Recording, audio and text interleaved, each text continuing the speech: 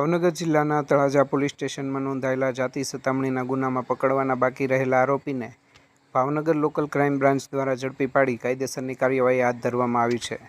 આજરોજ એલસીબીની team Talaja police station વિસ્તારમાં પેટ્રોલિંગમાં હતી। તે દરમિયાન મળેલી ચોક્કસ બાતમીના આધારે મહુવા ચોકડી વિસ્તારમાં વોચ ગોઠવી તપાસ હાથ ધરવામાં આવી હતી।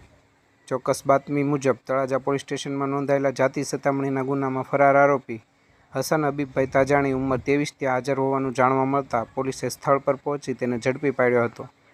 પકડાયેલા આરોપી હસન હબીબભાઈ તાજાણી મૂળ મેમણ કોલોની સરતાનપર રોડ તળાજાનો રહેવાસી છે અને હાલમાં ભાવનગરના કુંભારવાડા વિસ્તારમાં રહે છે।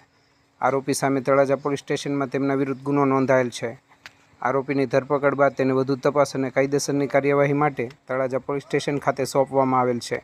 આ કામગીરીમાં Bhavnagar એલસીબીના police inspector Mayurdhwaj CM સરવૈયાના માર્ગદર્શન હેઠળ પોલીસ સબ ઇન્સ્પેક્ટર આર એ વાઢેર તથા પોલીસ કર્મચારી દિલુભાઈ આહિર, અશોકભાઈ ડાભી, શૈલેષભાઈ રાઠોડ, અરવિંદભાઈ બારૈયા, હરપાલસિંહ સરવૈયા, ધ્રુવદેવસિંહ ગોહિલ, વિજયભાઈ બારૈયા અને વિશ્વજીતસિંહ ઝાલા વગેરેના જોડાયા હતા।